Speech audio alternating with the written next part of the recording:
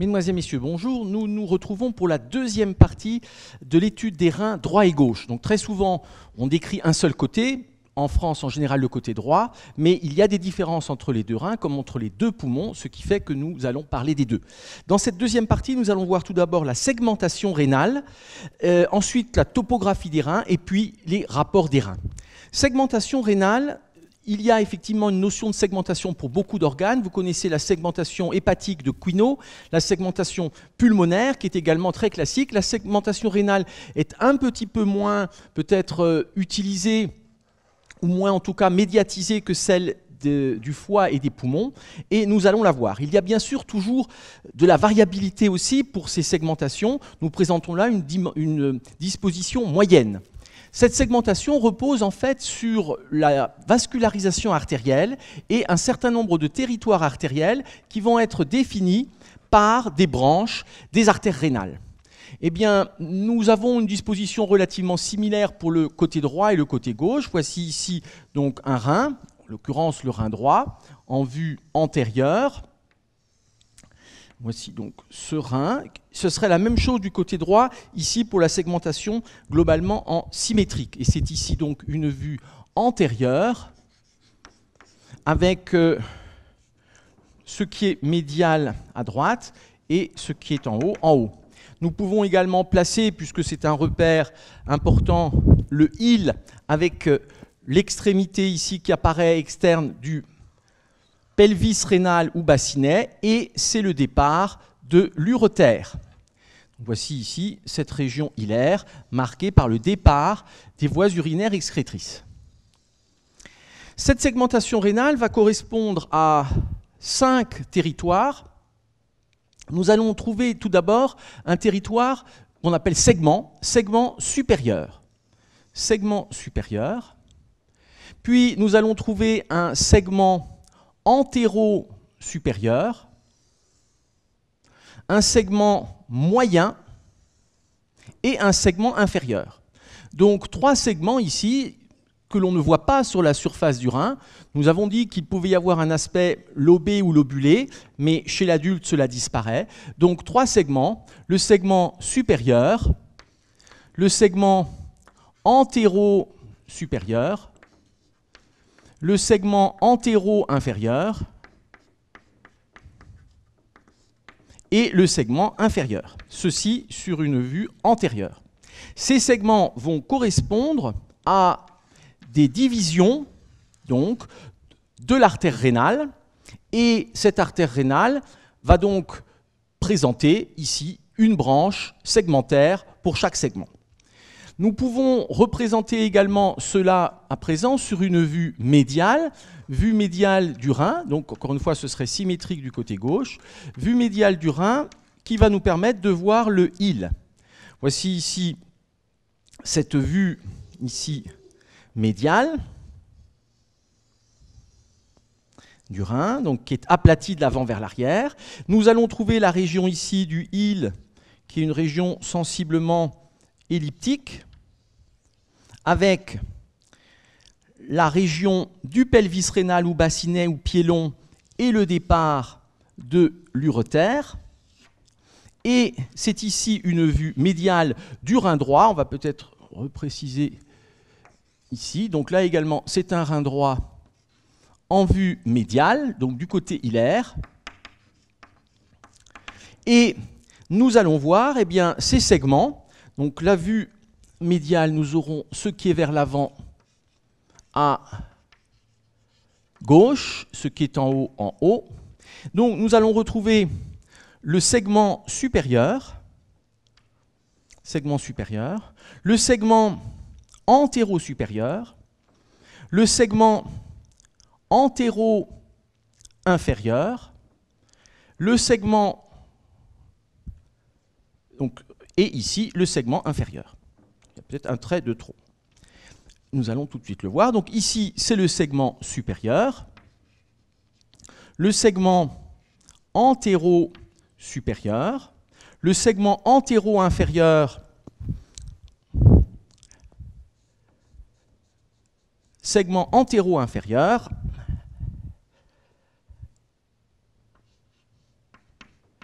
le segment inférieur et enfin le segment postérieur. Il existe une ligne de séparation classique entre la partie postérieure et les 4 autres parties qu'on appelle la ligne de Hirtel. Donc la ligne de Hirtel correspond à cette jonction ici entre la partie postérieure et les 4 autres segments, et ceci va correspondre à une bifurcation de l'artère rénale, même si, comme on l'a dit, il y a très souvent des variations des artères et des segments. Nous allons enfin voir cela sur une vue postérieure, toujours du rein droit. Donc ici, sur cette vue postérieure, nous trouvons ce rein droit, le pôle supérieur ou extrémité supérieure, le pôle inférieur, ici la région hilaire, et nous allons pouvoir retrouver le segment supérieur, le segment postérieur et le segment inférieur. Donc, voici cette segmentation rénale.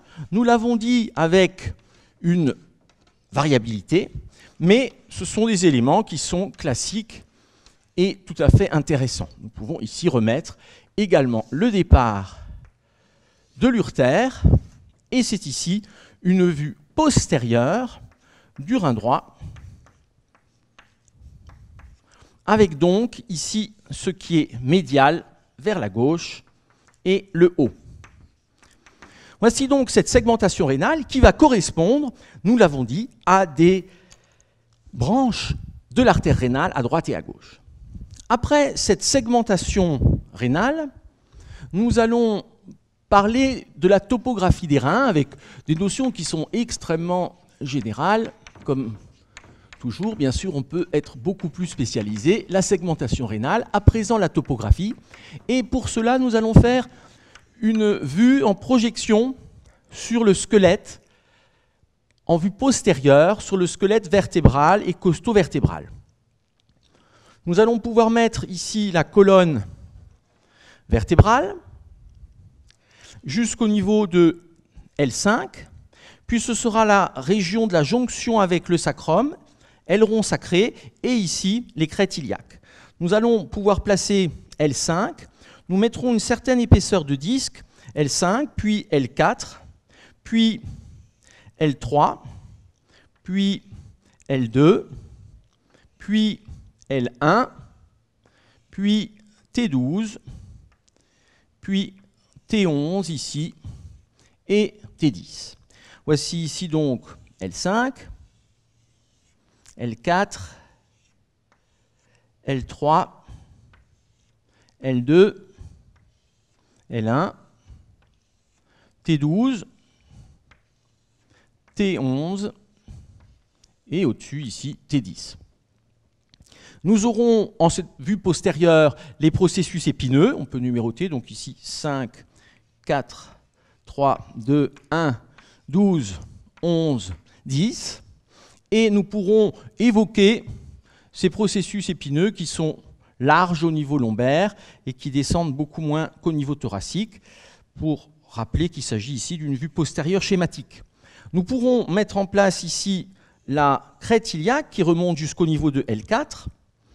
De T12, nous allons voir partir la 12e côte. 12e côte, j'en redirai peut-être un mot, qui a une longueur très variable, donc variabilité individuelle, que l'on représente ici de taille moyenne. Puis nous avons la 11e côte qui part ici sur le côté jusqu'au niveau du flanc, ces deux côtes étant donc des côtes flottantes. Puis ensuite, nous aurions donc la suite de la colonne. Nous pouvons ici placer la crête iliaque du côté opposé qui va descendre jusqu'au niveau de l'épine iliaque antérieure et supérieure que voici. Pour mémoire, pour rappel, ici nous aurions l'extrémité du 10e arc qui vient être la partie la plus basse de la colonne et se projette donc au niveau de L1, L2. Donc voici cette vue postérieure et nous allons projeter les reins en rappelant tout d'abord un certain nombre de lignes. Eh bien, nous allons commencer par le rein droit. Le rein droit va être situé plus bas que le rein gauche, ceci parce que du côté droit, il y a la masse hépatique, la masse du foie. Et de ce côté, nous aurons un sommet vertébral qui va se projeter ici, sommet de L11, qui va correspondre au pôle supérieur du rein. Et ce même rein va descendre jusqu'à la partie supérieure de L3. On dit parfois processus costiforme de L3.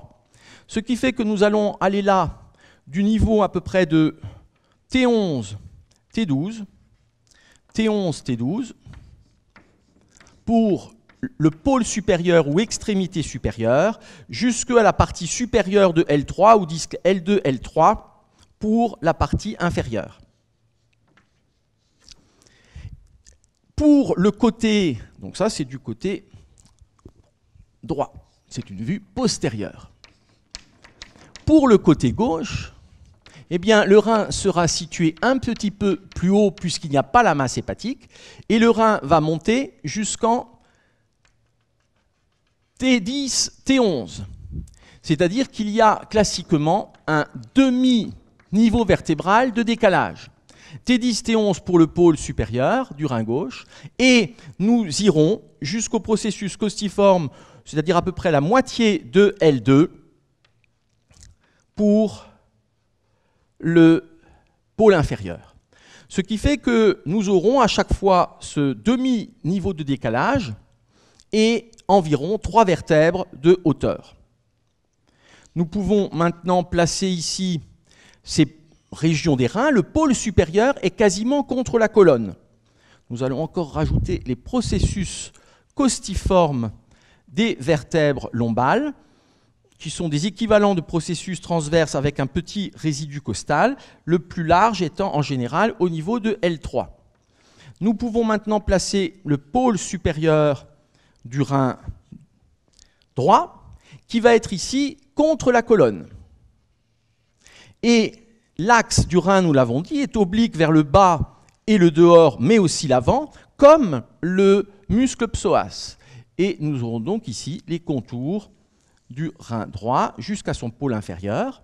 Le île rénal, lui, est globalement situé au niveau de la première vertèbre lombaire de L1.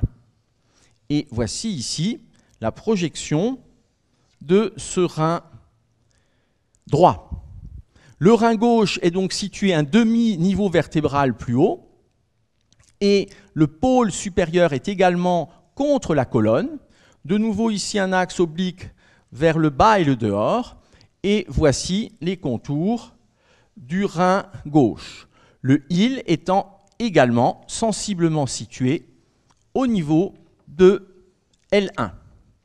Rein droit et gauche, donc que voici avec ce décalage classique, et donc lorsqu'on va faire des coupes en scanner, eh bien on tombera d'abord sur le pôle supérieur du rein gauche, puis seulement ensuite sur le pôle supérieur du rein droit, et il y aura donc un léger décalage aussi d'un demi-niveau vertébral pour les îles. Donc nous sommes ici sur le rein droit, et le rein gauche, et le rein droit ici. Rein droit plus bas avec la masse hépatique. C'est ici une vue postérieure, et nous voyons donc que ces reins sont à cheval entre la région thoracique et la région de la paroi abdominale postérieure, presque à peu près à moitié, puisque finalement le île est ici au niveau de L1. Et nous voyons que la 12e côte, plus ou moins longue, suivant les individus, donc on peut palper ou non. Quand elle est très courte, on ne la palpe pas et on est directement sur la 11e côte. Mais cette côte, vous voyez, vient barrer un peu en diagonale la face postérieure du rein.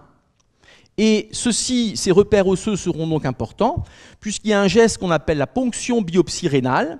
Et cette ponction, eh bien, on va palper la dernière côte, donc a priori c'est la 12e, éventuellement ça peut être la 11e quand la 12e manque, et sous la 12e côte, on va pouvoir piquer à travers la paroi postérieure, donc paroi abdominale postérieure, ou la région lombaire que nous avons vue dans un autre cours, et donc traverser les différents plans, nous les reverrons sur des coupes tout à l'heure, traverser les différents plans pour prélever une petite carotte de parenchyme rénal et l'étudier en histologie.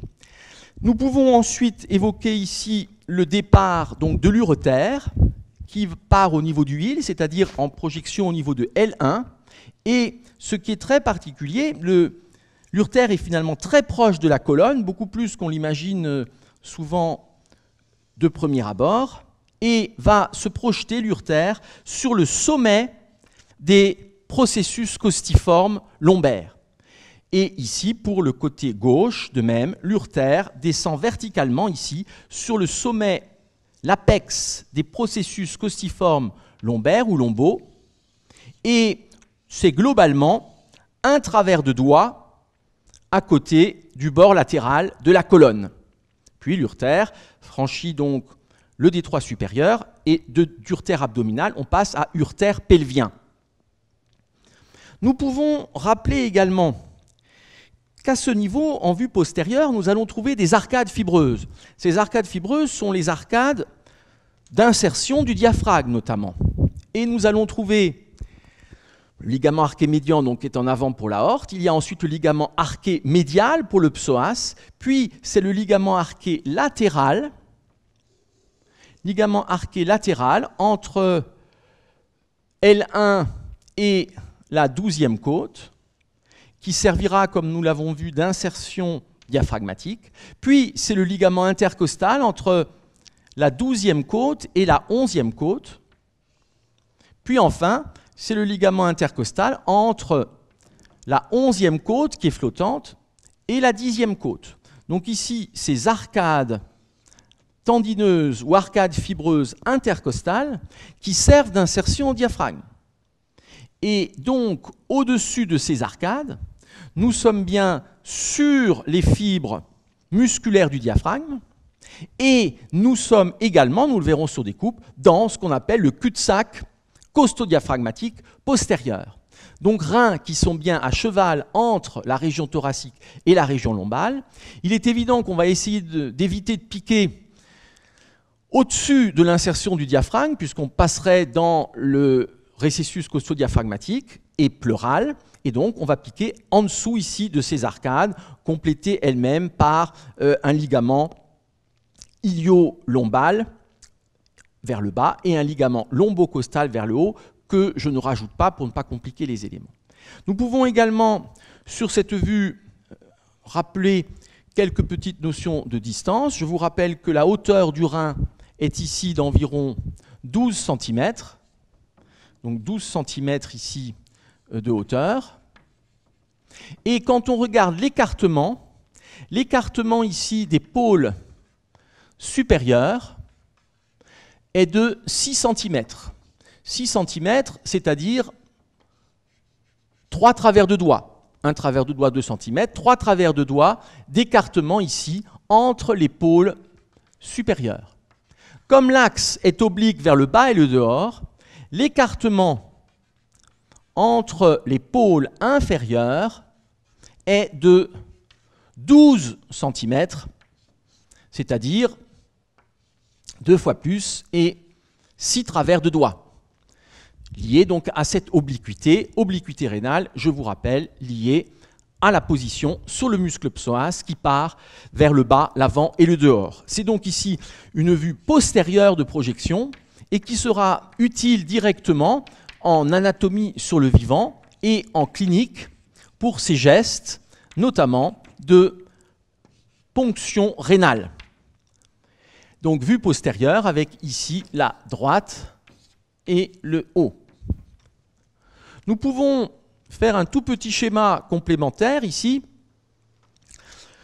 que nous reverrons de nombreuses fois avec les autres cours sur l'abdomen, qui est une petite vue de face, où nous trouvons ici les contours du thorax. C'est tout petit volontairement, ce n'est pas la peine de l'agrandir fortement. Ici, nous allons trouver donc les éléments de contour du tronc, qui vont nous mener aux épiniliaques antérieurs et supérieurs, la région du ligament inguinal, la symphyse pubienne. Donc voici ici ces contours du tronc. Nous trouvons ici le bord inférieur du thorax que l'on sentira bien sous la peau. Nous pouvons placer la ligne blanche qui est donc ici verticale et médiane qui va présenter l'ombilic, repère L4, et nous pouvons placer le sillon latéral du ventre qui correspond au bord latéral des muscles droits de l'abdomen, donc de chaque côté. L'intersection entre le muscle droit de l'abdomen et le rebord inférieur du thorax correspond au niveau de L1. La partie la plus déclive ici de la cage thoracique, 10e arc, on dit 4 niveaux de décalage, donc on est ici en L2, et l'intersection ici du droit de l'abdomen, c'est L1 avec le rebord costal. C'est la fossette sous-costale. Donc L1, eh bien, au niveau de cette jonction muscle droit et rebord costal, c'est-à-dire que le heel va être ici au niveau de L1 et nous pourrons projeter ici de façon schématique ces reins droit et gauche, donc le gauche étant un petit peu plus haut situé. Voilà donc ces reins, et l'urtère va venir descendre de façon très proche de la colonne, nous l'avons dit, sur la projection des processus costiformes, équivalent des processus transverses au-dessus. Lorsque l'on fait une radiographie standard, une radiographie de base de l'abdomen, ce qu'on appelle un abdomen sans préparation, ASP, eh bien, un des critères classiques de réussite est de voir bien sûr l'os, mais aussi de ne pas avoir un faisceau trop pénétrant pour voir des parties molles, et en particulier, un critère de réussite est de voir les ombres rénales et de voir les ombres du muscle psoas de chaque côté, muscle psoas que nous pouvons ici évoquer avec une ligne violette qui part obliquement vers le bas et le dehors. Donc, lorsqu'on fait un cliché de l'abdomen, ASP, il faut non seulement voir les aspects osseux, mais aussi ombre rénale et muscle psoas, avec cette notion ici d'air rénal. Vous voyez que globalement, les reins font 3 niveaux vertébrales de hauteur, décalés d'un demi-niveau, et 3 niveaux vertébrales, 12 cm, ça veut dire qu'on compte à peu près 2 cm de travers de doigt de hauteur pour ces régions eh bien, osseuses, vertébrales et intercorporéales discales. Voilà pour ces premiers éléments sur les rapports, et sur la topographie, et nous allons maintenant passer au rapport, et pour cela nous allons faire tout d'abord une petite vue de schéma qu'on appelle les rapports intrinsèques, c'est-à-dire une projection sur les reins droit et gauche, projection des différents rapports. Donc nous allons ici pouvoir présenter le rein droit, ici, avec son pôle supérieur, la région hilaire, le pôle inférieur, et projeter sur ce rein droit les différents organes antérieurs, donc les viscères de l'abdomen, que nous reverrons bien sûr avec l'ensemble des viscères péritonéaux. Nous allons voir comme premier rapport ici, vers le haut, eh bien, un rapport avec la glande suprarénale, qui est à la fois supérieure, mais décalée vers le bord médial, donc ici la glande suprarénale.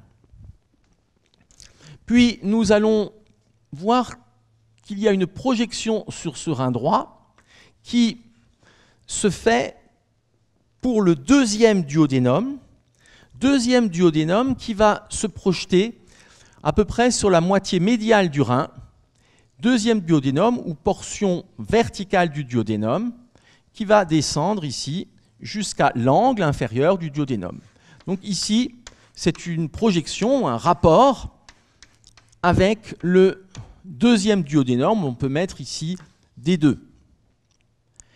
Puis, l'ensemble du reste de la surface ici va se projeter vers le foie. Donc rapport avec le foie, nous verrons comment. Ce n'est pas un rapport direct, il y a entre une fente péritonéale.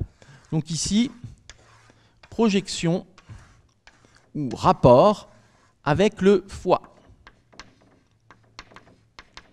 Et enfin, vers le bas, nous trouvons un rapport qui se fait avec l'angle colique droit, extrémité droite du côlon transverse et angle colique droit vers le pôle inférieur. Donc ceci en rapport projeté du rein droit. Si l'on regarde maintenant ces rapports projetés sur la face antérieure, rapport projeté du rein gauche,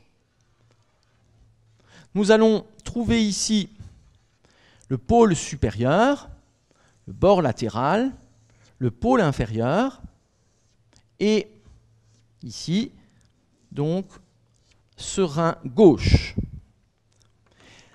Bien sûr, sur le rein gauche, les rapports antérieurs vont être totalement différents et nous allons retrouver tout d'abord la glande suprarénale qui existe des deux côtés. Elles n'ont pas exactement la même forme. La glande suprarénale droite est pyramidale ou en bonnet phrygien, alors que la glande suprarénale gauche a la forme classiquement d'une virgule à grosse extrémité inféromédiale. Ici donc la glande suprarénale.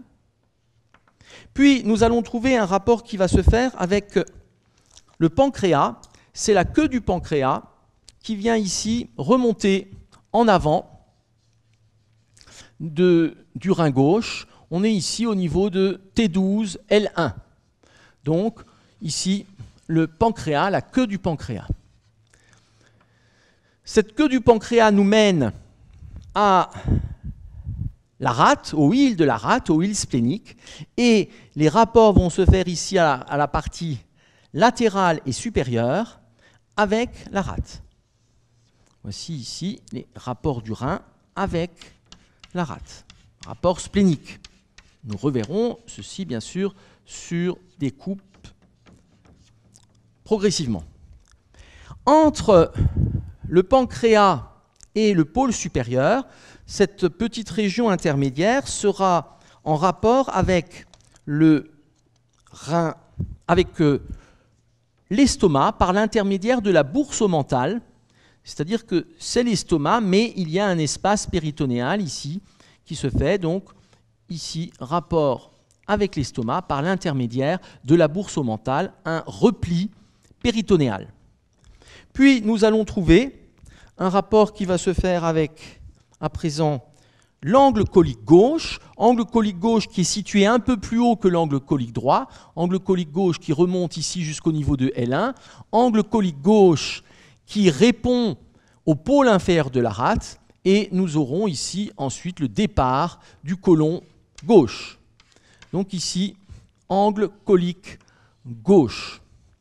Et enfin, tout à fait en dessous, nous sommes de nouveau sur du péritoine, pariétal postérieur, et par l'intermédiaire de ce péritoine, nous aurons des rapports avec les anses intestinales, les anses grêles. C'est-à-dire qu'ici, si on a du péritoine, on peut directement aller passer la main, quand on ouvre la cavité abdominale, on peut directement aller toucher le pôle inférieur du rein, ce qui n'est pas possible du côté droit parce que le côlon gauche est accolé. Ceci deviendra bien sûr plus simple et plus clair lorsque vous aurez ou qu'on aura vu ensemble les différents organes qui sont en avant, et on ne les représente pas tous ici. Nous allons ensuite, pour ces rapports, voir que les rapports vont se faire par l'intermédiaire de tissus fibreux, et je vais rappeler ici sur une coupe sagittale très schématique. Voici ici une coupe de rein, ça pourrait être le droit ou le gauche. Donc voilà les contours du rein. Je vous rappelle qu'il y aura donc deux types de tissus, mais que nous n'allons pas redétailler ici, qui sont le cortex rénal et la médula. Donc ici, ce rein avec ce parenchyme rénal qui serait différencié en cortex, médula avec les pyramides. Ces pyramides qui sont au nombre de 6 à 8 suivant les individus. Nous avons vu qu'il y a 5 segments, c'est-à-dire que 6 pyramides, ça veut dire un segment en possède 2, et jusqu'à 20, c'est-à-dire qu'on peut avoir ces 5 segments qui ont jusqu'à 4 pyramides chacun. Donc voici cette région du parenchyme rénal que je ne redétaille pas. Au niveau du sommet des pyramides, ce seront les papilles avec l'air criblé et le départ des voies urinaires excrétrices. Et dans la région ici du sinus rénal, nous pouvons mettre des éléments, donc par exemple du pelvis rénal, ainsi que rappeler qu'il va y avoir des éléments artériels, les divisions de l'artère rénale et des éléments veineux. C'est l'ensemble qui vient former le pédicule rénal, c'est-à-dire pelvis rénal, bassinet, pied long, artère, branche de l'artère rénale, veine, branche de la veine rénale. Nous avons vu dans la structure, en un premier temps déjà, qu'il y avait une capsule fibreuse. Capsule fibreuse qui est assez résistante et qui est très attachée au parenchyme rénal. Malgré tout, on peut arriver à décapsuler le rein par un plan de clivage et laisser apparaître directement le cortex. Nous avons ensuite au-dessus la glande suprarénale, que je mets ici en violet, glande suprarénale, avec 3 faces ici, antérieure, postérieure et rénale, qui touchent le pôle supérieur du rein, et dans la glande suprarénale, 2 zones, le cortex suprarénal, ce qu'on appelle aussi la cortico-surrénale, et la médulaire, qui est tout à fait différente, médulaire qui a une origine de type sympathique, que nous reverrons dans un cours particulier, donc cortico-surrénale et médulo-surrénale, que voici. Il existe une très fine capsule, très légère, capsule fibreuse, autour de la glande suprarénale. Les 2 éléments sont englobés dans un tissu fibreux épais qu'on appelle le fascia rénal. Le fascia rénal et qui est à distance des éléments. Voici ce fascia rénal qui forme une enveloppe épaisse qui n'est pas continue, c'est-à-dire que bien sûr elle sera ouverte au niveau du hile et qui est assez complexe dans sa continuation vers le haut et vers le bas avec de multiples descriptions possibles qui viennent rejoindre le fascia du diaphragme vers le haut, le fascia iliaca et le fascia transversalis par l'arrière également. Voici donc cette ici capsule rénale qui est épaisse, résistante. Entre la capsule rénale et les différents éléments que nous avons vus, il n'y a pas de vide, bien entendu, il n'y en a jamais, on va dire, il y a du tissu adipeux. Et c'est ce qu'on appelle la capsule adipeuse du rein. Donc ici, du tissu adipeux, avec un certain nombre de petits vaisseaux, mais c'est essentiellement un tissu adipeux assez peu vascularisé malgré tout. Voici cette zone adipeuse, cette zone de tissu graisseux qu'on appelle la capsule adipeuse. Donc, il y a comme élément ici la capsule fibreuse du rein, qui est au contact du cortex. Puis nous trouvons la capsule adipeuse. On parle aussi classiquement de graisse périrénale. Donc capsule adipeuse, c'est le terme officiel, graisse périrénale, classiquement. Puis nous trouvons le fascia rénal, qui est cette enveloppe épaisse, fibreuse, qui contient et le tissu adipeux, et le rein et la glande suprarénale. Vers l'arrière, donc ici nous l'orienterions pour que ça puisse être plus compréhensible, l'avant serait ici à droite. Vers l'arrière, nous allons trouver le fascia transversalis, puis le fascia de la face inférieure du diaphragme. Voici ici cette couche fibreuse, c'est soit le fascia du diaphragme vers le haut, soit le fascia transversalis qui est donc à la face interne du muscle transverse de l'abdomen.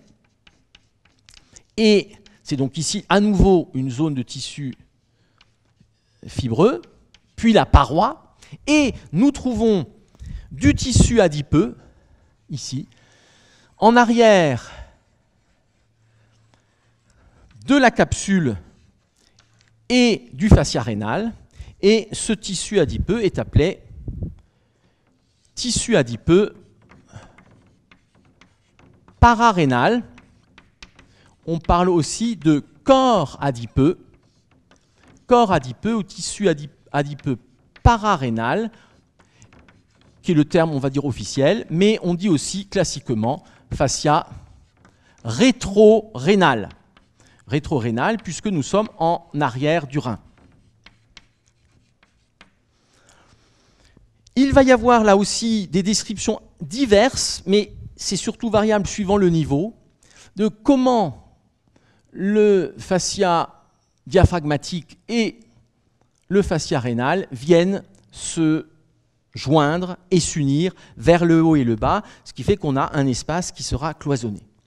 Cette graisse ici, pararénale, rétrorénale, est variable suivant l'état alimentaire de l'individu considéré, et de l'obésité ou au contraire d'un amaigrissement très marqué. Alors ceci va avoir un certain nombre d'intérêts, bien entendu. Nous pouvons faire une exérèse du rein en ouvrant le fascia, on arrive sur le tissu adipeux et on enlève le rein avec cette capsule, comme on peut vouloir enlever, pour des raisons d'envahissement, vouloir enlever l'ensemble avec le fascia rénal.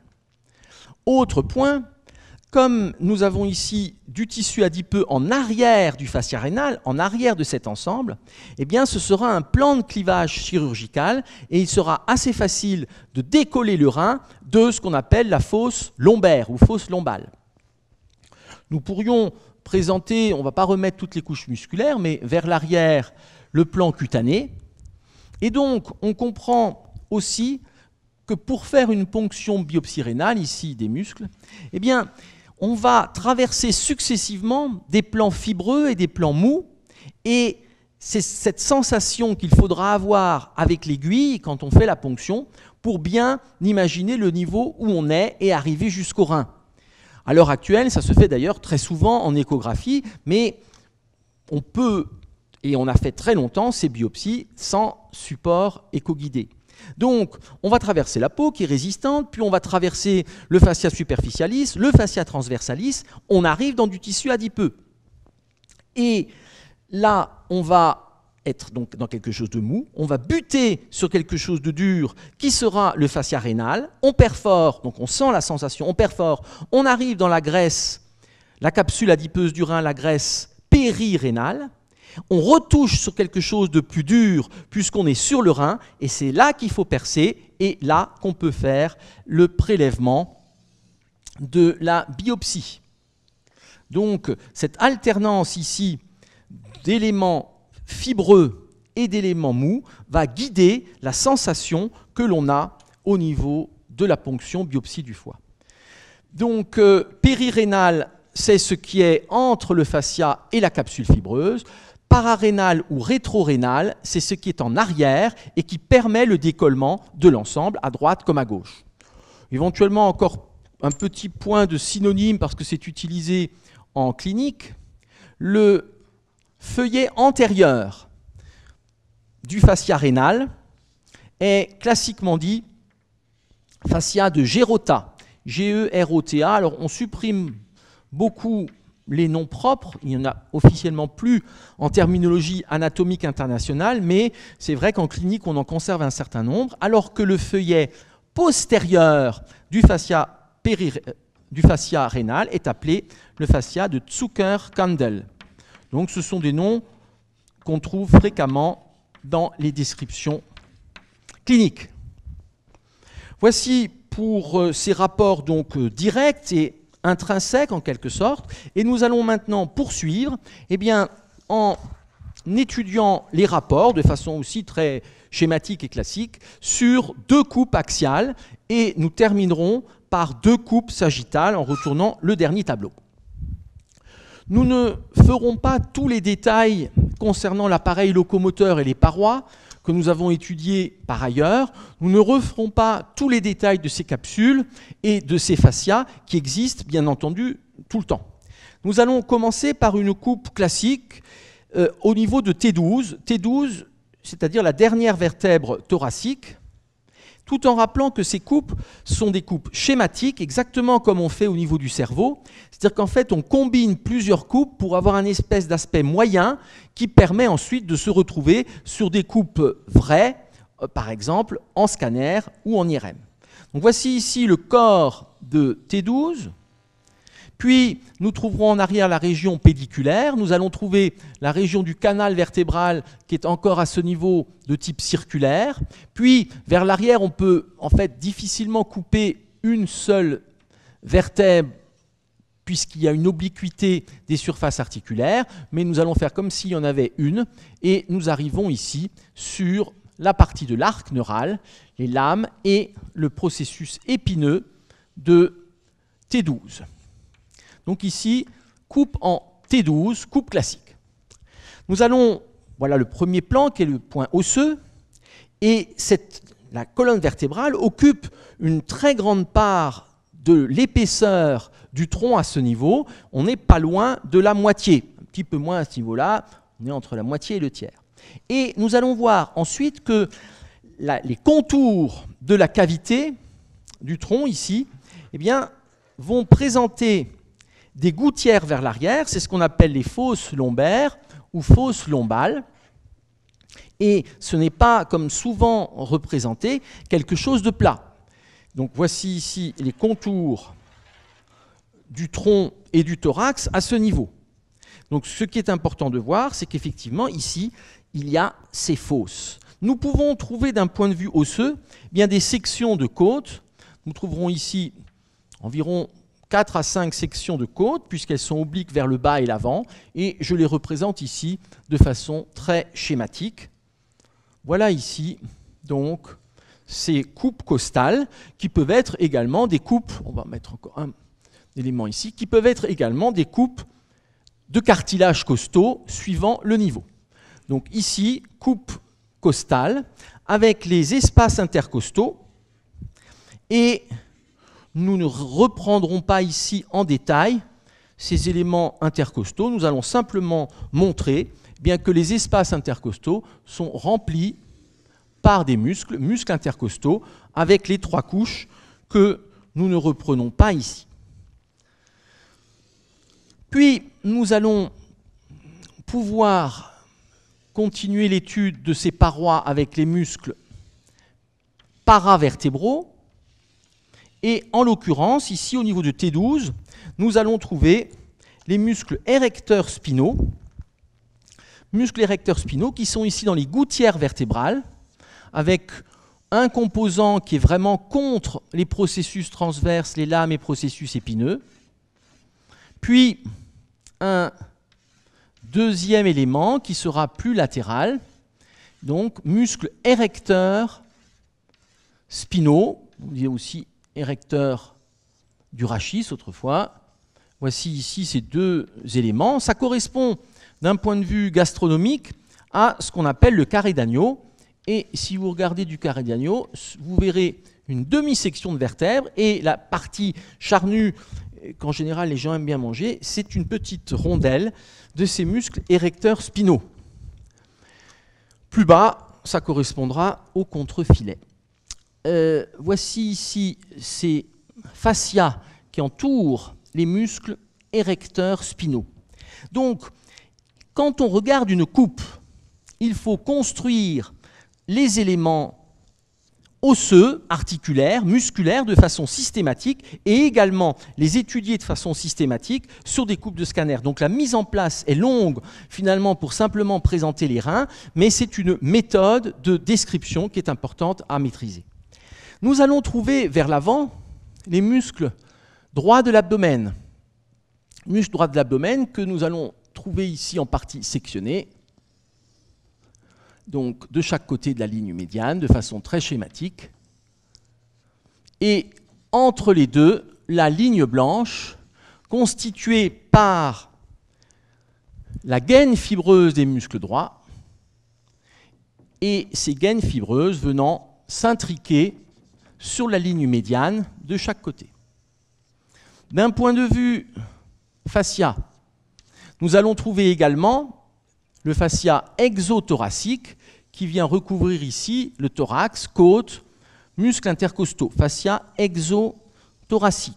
Comme je l'ai dit, c'est schématique et simplement pour présenter des éléments les plus classiques et des repères. Comprendre aussi les voies d'abord en chirurgie du rein ou pour les ponctions rénales. Et en interne, nous allons trouver le fascia endothoracique qui recouvre l'ensemble des éléments et que nous avons vu dans le cours sur les parois du thorax et l'espace intercostal.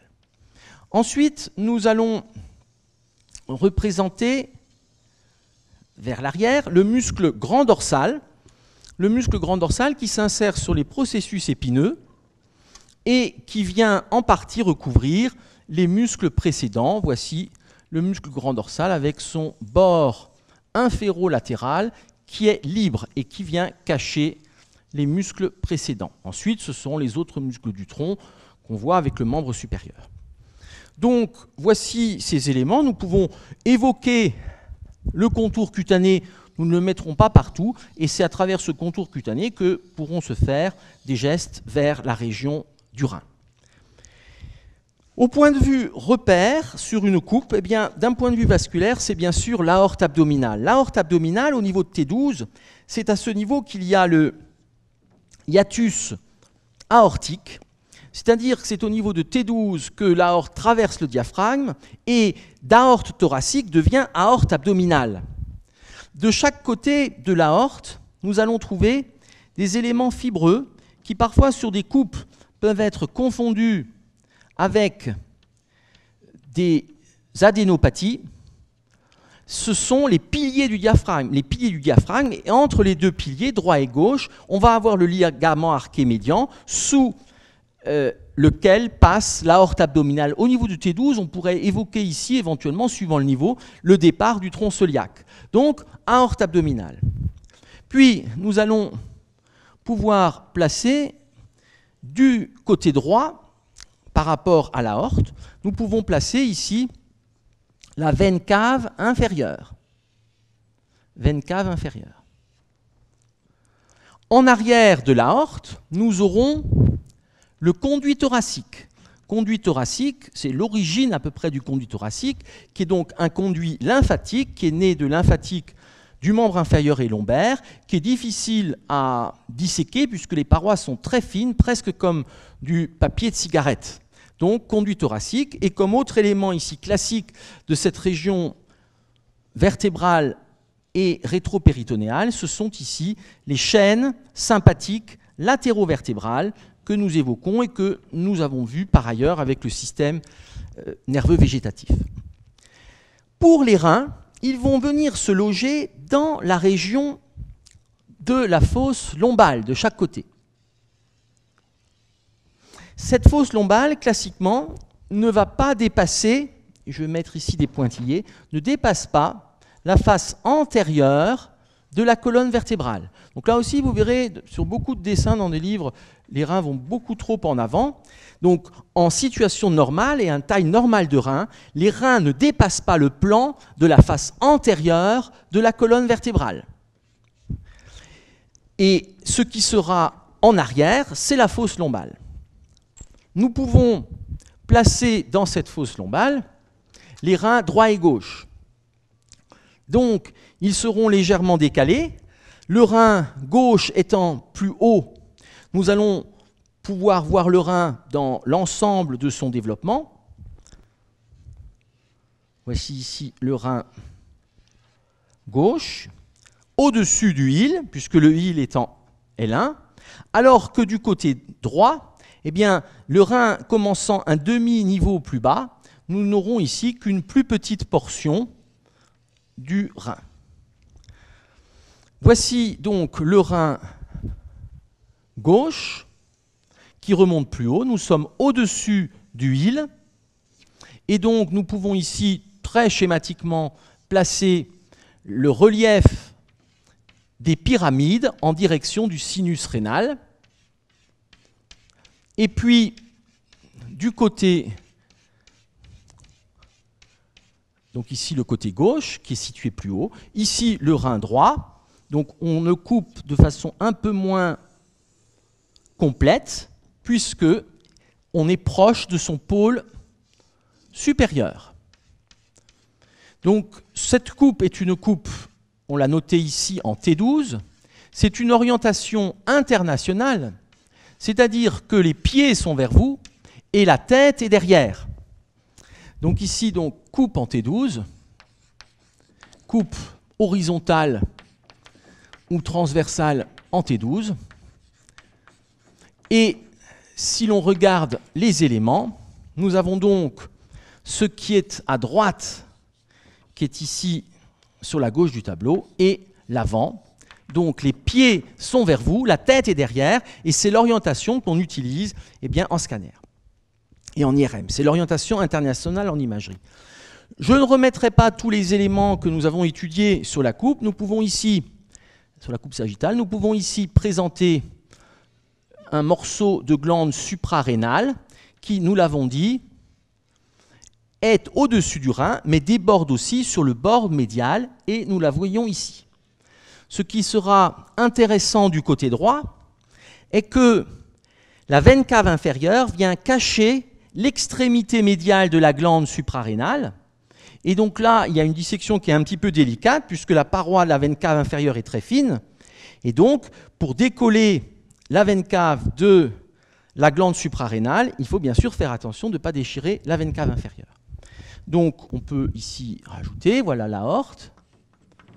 Voilà la veine cave inférieure, ici le rein droit, ici le rein gauche, et donc l'ensemble serait entouré, je ne le remettrai pas sur les coupes suivantes, mais entouré ici par le fascia rénal, avec donc le tissu adipeux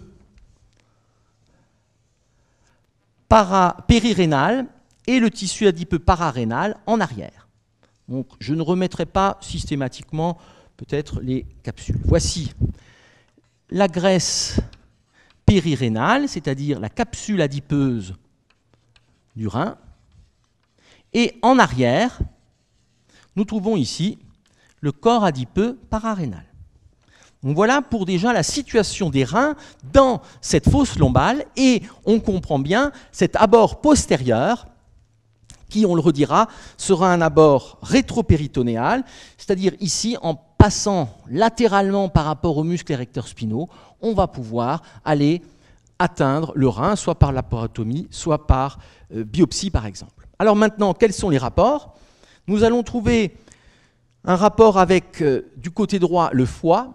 Comme toujours, nous l'avons dit, je représente les organes volontairement beaucoup plus petits et à distance des parois qu'ils ne sont, ceci pour pouvoir présenter le péritoine.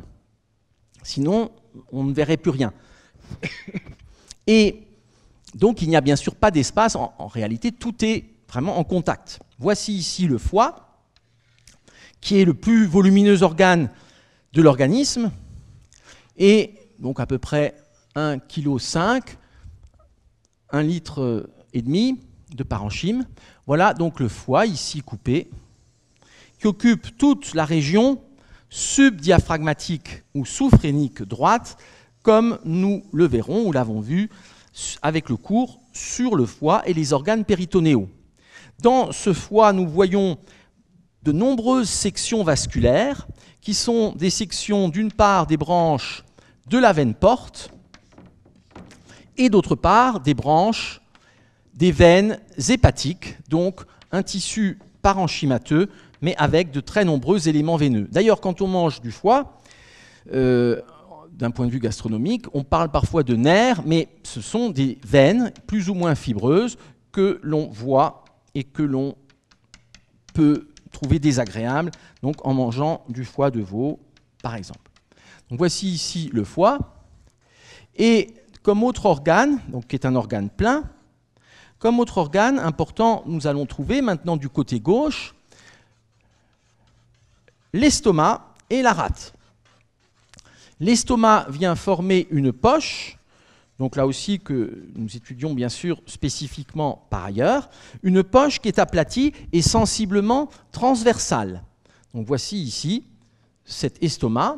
Bien entendu, la forme sera différente suivant l'état de réplétion, c'est-à-dire si vous avez bu ou mangé, bien sûr, c'est une poche musculaire et élastique qui viendra se déformer en conséquence et qui peut être même presque totalement vide et donc avoir la forme finalement d'une espèce de chaussette.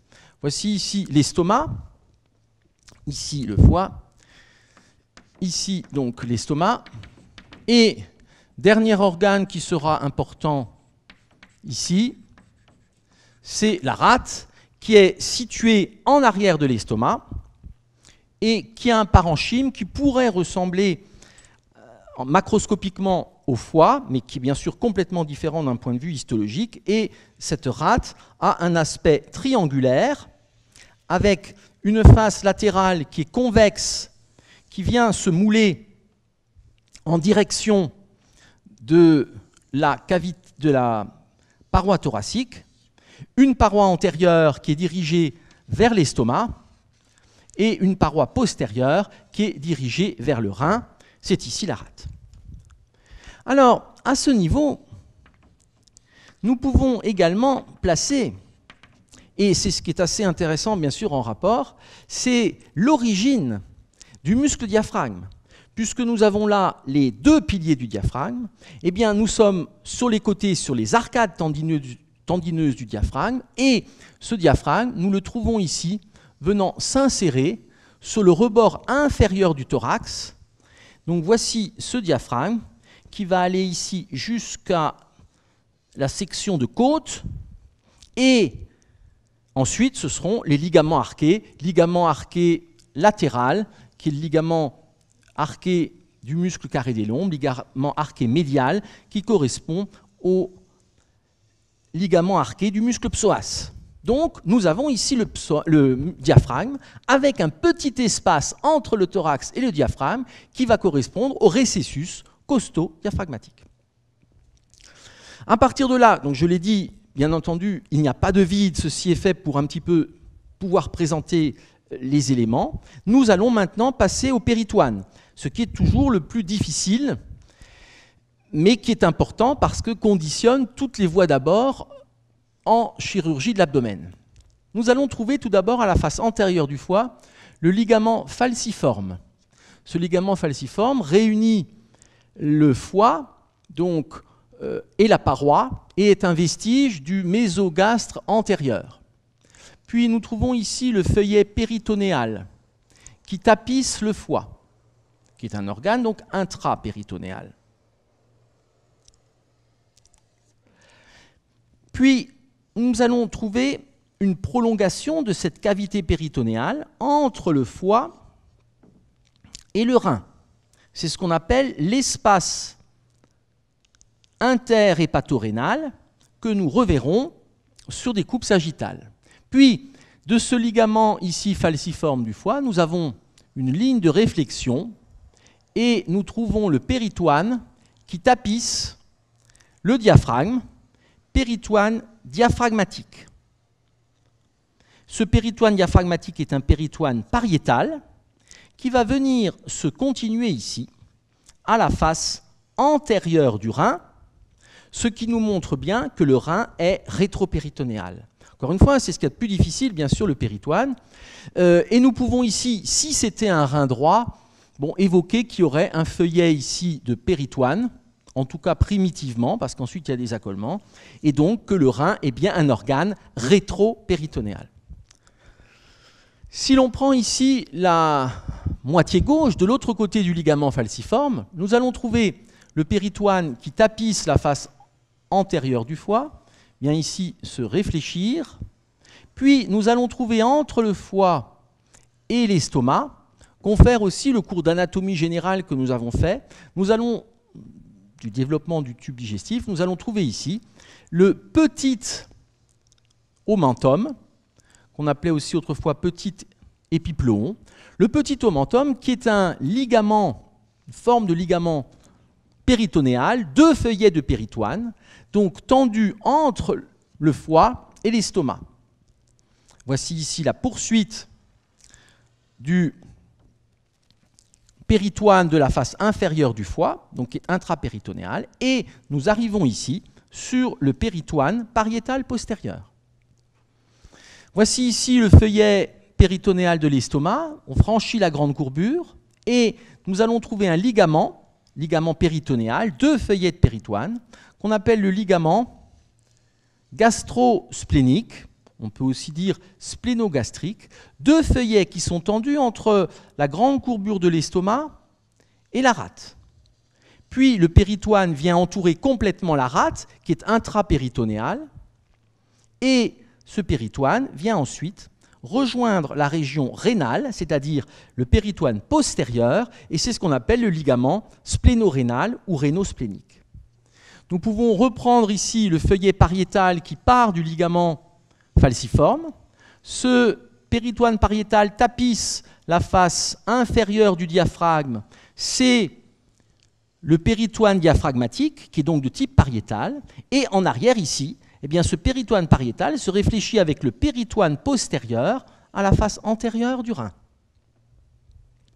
Il nous reste maintenant le 2e feuillet ici du petit omentum, eh bien, qui vient passer en arrière de l'estomac, tapisser la face postérieure de l'estomac, puis se réfléchir pour former le ligament splénogastrique ou gastrosplénique, puis former le ligament splénorénal ou rénosplénique.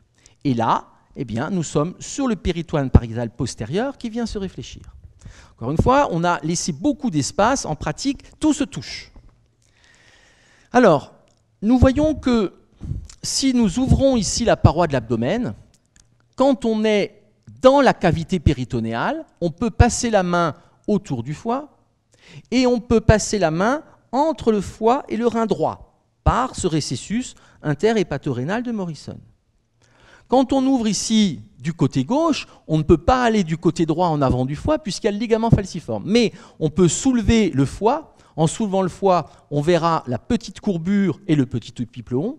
On peut soulever l'estomac et voir apparaître la rate qui est derrière l'estomac. Et on peut passer derrière la rate, entre la rate et le rein. Et ceci signifie qu'une splénectomie, enlever la rate, sera assez facile. Il suffit ici de lier le pédicule. Il y a très souvent, chez l'adulte, des adhérences qui peuvent se faire ici à la face postérieure de la rate, qui sont des adhérences très légères. Et donc, si jamais il y a des adhérences, c'est très facile de toute façon de décoller la rate. On ligature le pédicule, artère splénique, veine splénique, et on peut enlever la rate. Vous voyez qu'il vient se former ici une zone très particulière et qu'on reverra bien sûr avec l'estomac et avec toutes ces régions, que je marque ici d'une étoile et qu'on appelle la bourse omentale. La bourse omentale, c'est une région qui est une prolongation de la cavité péritonéale, mais quasiment fermée de toutes parts, qui est en arrière de l'estomac et que nous reverrons par ailleurs. Je le redis, la visualisation tridimensionnelle ou l'imagination tridimensionnelle du péritoine est ce qu'il y a de plus complexe dans l'abdomen. Bien sûr, de dire qu'il y a 2 reins, un foie, une rate, un estomac, c'est très facile. C'est la topographie qui va être fondamentale, à la fois dans l'analyse de clichés de scanner et l'analyse pour des voies d'abord chirurgicales ou des ponctions. Donc voici cette coupe en T12. Nous ne reprendrons pas obligatoirement tous les éléments détaillés, mais nous allons voir à présent une coupe en L1, qui est également une coupe classique. Et je redis, une coupe classique très schématique.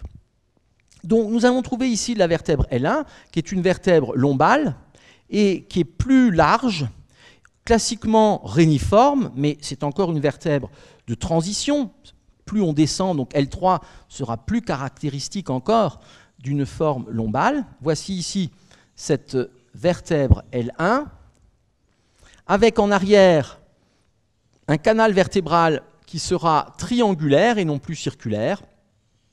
Et puis, très schématiquement, des processus costiformes. Je vous l'ai dit, on ne peut pas en réalité couper une seule vertèbre, mais on va faire comme si, puisque ce n'est pas un cours d'ostéologie pure. Voici ici l'arc neural et c'est ici une coupe en L1. Donc, coupe horizontale en L1, très schématique. En L1, c'est le île rénal. Île rénale avec un petit niveau de décalage entre le côté droit et gauche que nous marquerons ici, c'est-à-dire qu'on ne peut pas exactement passer dans l'artère rénale et la veine rénale des deux côtés à la fois. Il faut remettre ici, et je vous l'ai dit, ce qui apparaît souvent faux dans des livres, le fait qu'il y ait cette grande courbure en arrière, ce qu'on appelle les fosses lombales, et ici, nous aurons les contours du tronc. Nous sommes là maintenant quasiment dans l'abdomen. Hein. Nous sommes dans l'abdomen, mais à la limite entre le thorax et l'abdomen. Voici ce tronc. Nous allons retrouver, et je vais aller relativement vite à présent, nous allons retrouver ici des sections de côte. Ce sera un petit peu plus ouvert vers l'avant, puisque les rebords costaux sont obliques vers le bas et le dehors. Donc plus on est bas et plus on a un écartement des rebords costaux.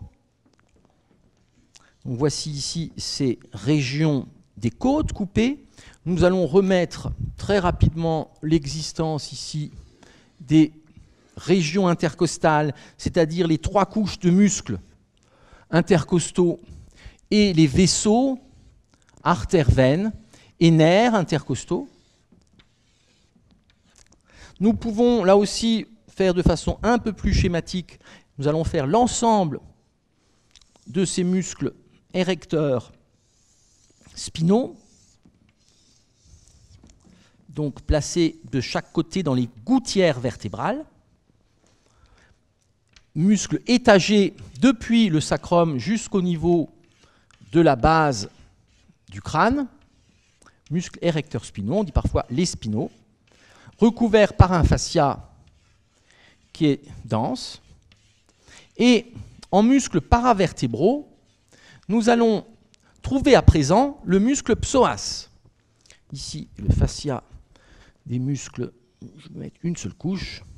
On simplifie un petit peu la partie ostéomusculaire.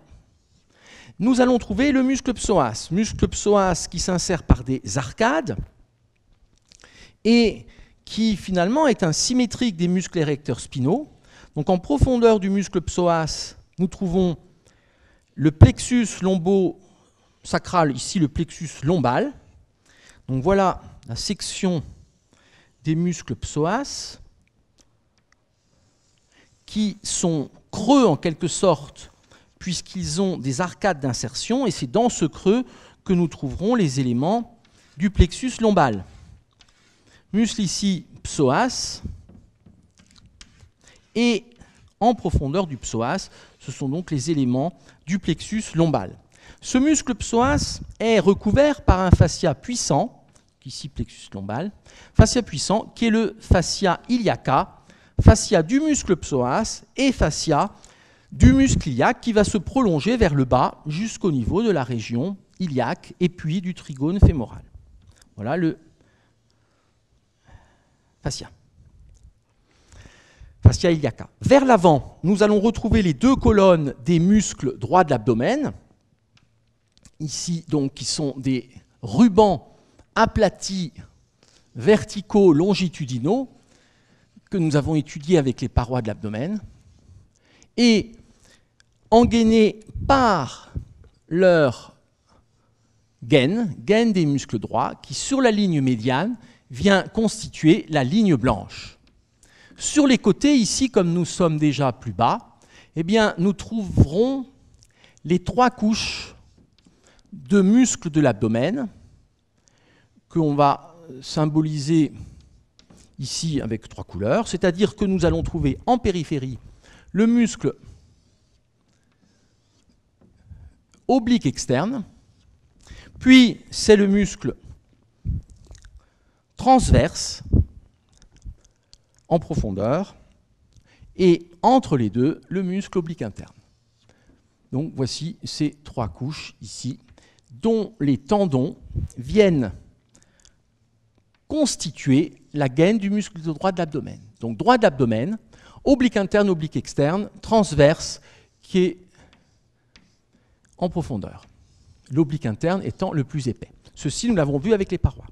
À présent, nous pouvons encore évoquer, dans la région lombale, le muscle carré des lombes, qui va venir ici, eh bien, être une lame musculaire aplatie, transversale, qui est en arrière du muscle psoas et qui descend globalement du bord inférieur de la 12e côte jusqu'à la crête iliaque. Muscle carré des lombes qui aurait aussi un fascia.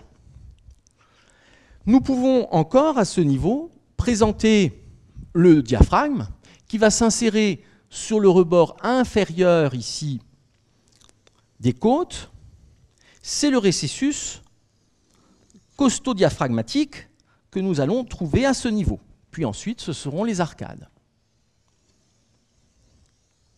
Voilà ce diaphragme. Les reins, à nouveau, ne vont pas dépasser ici le plan antérieur de la colonne vertébrale. Ils seront dans les fosses lombales.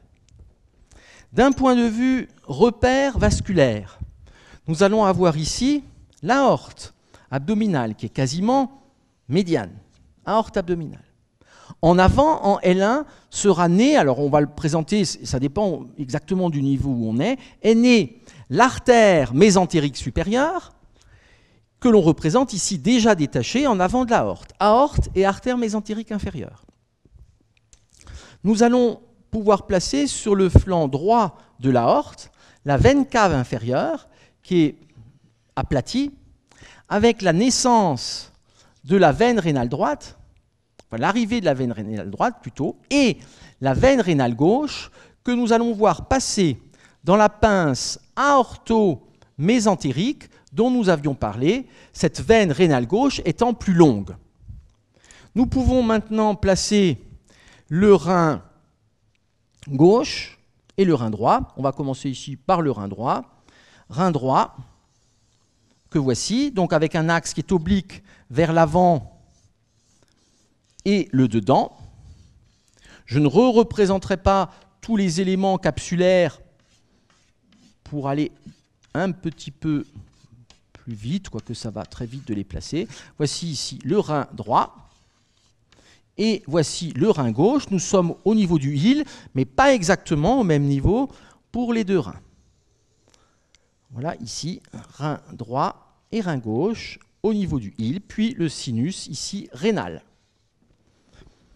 Donc ceci, ce sont bien sûr des coupes que l'on fait quotidiennement en scanner et qui sont directement applicables, et en IRM, et directement applicables en échographie également, échographie qui est un examen extrêmement direct de la région rénale. Sur cette coupe, encore une fois, qui est un petit peu schématique, nous pouvons voir cette veine rénale gauche qui est longue et la voir parvenir ici jusqu'au niveau du hile du rein. Nous aurions, très proche, nous aurions ici le départ des artères rénales, qui ne sont pas exactement, qui ne peuvent pas être dans le même plan. Et donc ici, au niveau du hile, nous trouvons des éléments veineux, hile rénal, des éléments artériels, et nous trouvons le pelvis rénal ou des cavités piélo-calicielles, urinaires et excrétrices. Voilà ces éléments. Ça ne coûte pas cher de mettre la capsule, ou en tout cas directement le fascia. Voilà le fascia rénal, avec donc de la graisse corps adipeux rénal directement entre le rein et le fascia rénal. Voilà ici la capsule adipeuse appelée aussi corps adipeux périrénal. Et en arrière du rein, nous trouvons ici la graisse pararénale ou graisse rétro-rénale qui va donc permettre le décollement des éléments. Nous allons trouver en avant du hile du rein droit, nous allons trouver le deuxième duodénum. Deuxième duodénum qui fera suite donc au premier duodénum qui est horizontal, qu'on appelle aussi portion verticale. Voici ce deuxième duodénum qui est en avant du hile du rein droit, avec la muqueuse ici du deuxième duodénum des deux. Puis, nous allons trouver le l'angle duodéno-jéjunal et le quatrième duodénum, quatrième portion, qui, elle, sera plus médiale. C'est-à-dire ne viendra pas cacher le hile, ce qui est donc plus facile d'un point de vue chirurgical de ce côté. Voici ici, eh bien, l'angle duodéno-jéjunal ou D4, cette portion terminale du duodénum. C'est ce qu'on appelle le cadre duodénal que nous reverrons. Dans le cadre duodénal, ici, nous voyons le pancréas, glande à la fois exocrine et endocrine, qui vient passer ici en avant et se poursuivra plus loin, suivant le niveau, donc un petit peu plus haut, se poursuivra au niveau qui se poursuivra donc un peu plus haut, en avant du rein, comme on le reverra tout à l'heure, avec les coupes sagittales. Donc voici ici la coupe du pancréas. Qu'est-ce qu'on a encore comme organe? Eh bien, maintenant, nous avons le foie. Voilà le foie. Donc, qui occupe la majeure partie de la fosse sous-diaphragmatique droite, avec donc une empreinte rénale, une empreinte duodénale.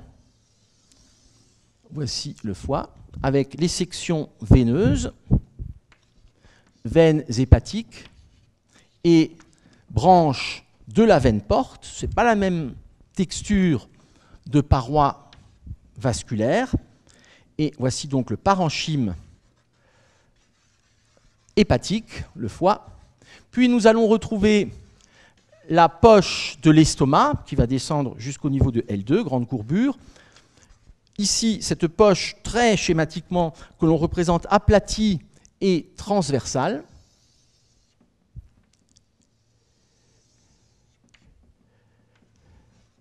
Avec la muqueuse gastrique. Et nous allons quand même représenter un petit morceau supplémentaire ici, qui passerait au-dessus des 4 de pancréas, qui arrive jusqu'au niveau du hile rénal, ici. Donc, au-dessus de l'angle duodéno-jéjunal, c'est le corps et la queue du pancréas. Et il nous reste, dans l'espace subsistant, à mettre la rate, qui est située en arrière de l'estomac.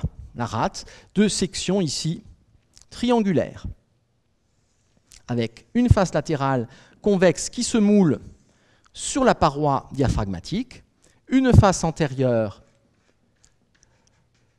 gastrique vers l'estomac, une face postérieure rénale vers le rein gauche. Donc ici, à nouveau, l'avant est vers le haut, la droite est à gauche. Ici, le foie. Ici, le pancréas. L'estomac. La rate. Rein gauche. Rein droit. Et ceci nous redonne les différents abords possibles. Le plus difficile, c'est le péritoine, que nous reverrons, je vous l'ai dit, que nous reverrons bien sûr avec les organes péritonéaux, ou vus pour certains. Et nous retrouvons ici en avant, proche de la ligne médiane, le ligament falciforme, avec un feuillet antérieur ici pour le foie,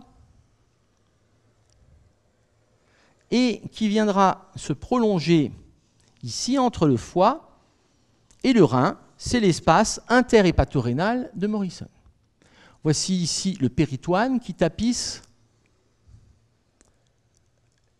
le diaphragme, face inférieure, c'est-à-dire du péritoine pariétal, qui vient ici se poursuivre avec le péritoine pariétal postérieur à la face antérieure du rein.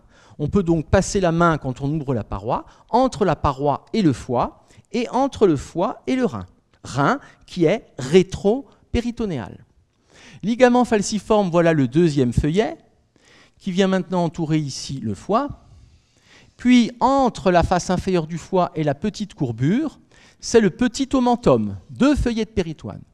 Le premier feuillet ici va passer en avant de l'estomac, contourne la grande courbure, et nous aurons le ligament gastro-splénique ou splénogastrique, c'est un synonyme. Puis en arrière, nous allons avoir à présent un ligament qui sera le ligament pancréatico-splénique. Et là, c'est le péritoine pariétal postérieur. Ligament falciforme, ligne de réflexion, c'est à présent le péritoine pariétal sur la paroi antérieure de l'abdomen, sur le diaphragme, ici, et ce péritoine pariétal diaphragmatique vient se recourber et se continuer par le péritoine, ici, postérieur.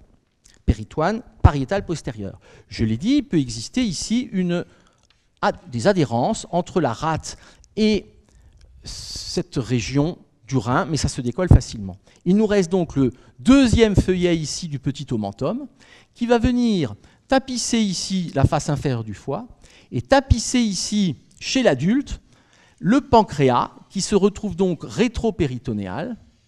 Voici ici le péritoine de la face postérieure de l'estomac, le ligament gastrosplénique, le ligament pancréatico-splénique et le péritoine postérieur en avant du pancréas. Nous sommes là à nouveau dans cette zone très particulière qui paraît fermée de toutes parts mais qui a un petit orifice qui se poursuit avec le reste de la cavité péritonéale, c'est la bourse omentale. Bourse omentale. Donc cette chirurgie du foie ici sera du pancréas sera ici complexe puisqu'on est très postérieur par rapport aux différents éléments. En réalité, les seuls éléments, et nous l'avons vu en embryologie, nous le redirons par ailleurs en faisant une synthèse sur le rétropéritoine, eh bien, les seuls éléments rétropéritonéaux vrais, ce sont l'aorte, ici, la veine cave inférieure, le conduit thoracique, bon, qui est surtout thoracique comme son nom l'indique, mais qui naît ici au niveau de T12, et ce sont aussi les chaînes sympathiques, les troncs sympathiques, ici latéraux-vertébraux. Donc ça, c'est du rétropéritoine, ainsi que les reins. Le pancréas et le duodénum, ce n'est pas ici le programme de le faire, mais sont en fait à l'origine intrapéritonéaux, ils se développent comme la rate dans le mésogastre postérieur, et ce n'est qu'à la suite des rotations des anses intestinales que le pancréas vient s'accoler contre le plan rétropéritonéal proprement dit. Et ici, je mets avec ces petites croix violettes la région d'accolement du duodénum et du pancréas contre le rétropéritoine proprement dit. Et c'est une région fibreuse et d'accolement qu'on appelle le fascia rétro-pancréatique ou rétro-duodéno-pancréatique, dit de Treitz, T-R-E-I-T-Z. Donc, d'un point de vue embryologique, le pancréas était bien dans la cavité, il y a un accolement. Cet accolement correspond à des feuillets de péritoine accolés plus du tissu fibreux. Et l'avantage, c'est que ce sera ici un plan de clivage également chirurgical. Donc le vrai rétropéritoine, les gros vaisseaux abdominaux, les reins et duodénum et pancréas sont ce qu'on appelle secondairement rétropéritonisés. Pour compléter encore ces coupes, nous allons rajouter, parce que c'est important d'un point de vue, nous allons rajouter la plèvre. En effet, nous sommes ici entre la paroi et le diaphragme, de chaque côté. C'est un espace extrêmement fin que nous allons retrouver sur les deux coupes sagittales que nous allons faire dans un instant, et c'est ce qu'on appelle le récessus costo les côtes, l'appareil thoracique, costo-diaphragmatique. Et ce récessus costo-diaphragmatique est tapissé d'un point de vue pariétal par de la plèvre que nous reverrons avec les coupes sagittales. Donc ici un fin récessus avec de la plèvre qui est de la plèvre diaphragmatique qui vient se réfléchir sur de la plèvre pariétale proprement dite. Le diaphragme, c'est aussi une paroi. Donc là, il y a un mince espace de cavité pleurale. C'est-à-dire que dans ce mince espace, il peut y avoir un épanchement pleural, et en particulier, quand il est minime, quand on est assis ou debout, eh bien de par la gravité, de par la déclivité, c'est là où vient se mettre le liquide pleural, de l'épanchement pleural, comme nous l'avons vu avec l'étude du thorax et des viscères thoraciques. Voici ici le récessus costio-diaphragmatique du côté gauche. Donc, ceci est assez important, et on l'avait évoqué tout à l'heure déjà avec les repères osseux. Ça signifie que quand on pique ici au-dessus de la 12e côte, au-dessus des arcades tendineuses du diaphragme, eh bien, on va traverser le cul-de-sac pleural. Ce qui n'est pas obligatoirement souhaitable, sauf si c'est volontaire. Donc, ceci est un rapport important. Le rein, à travers le diaphragme, va être en rapport avec le récessus costodiaphragmatique et donc le cul-de-sac pleural. Nous avons vu avec le diaphragme qu'il y avait une espèce d'espace entre les différentes insertions de la partie postérieure et notamment ce qu'on appelle le hiatus costolombal.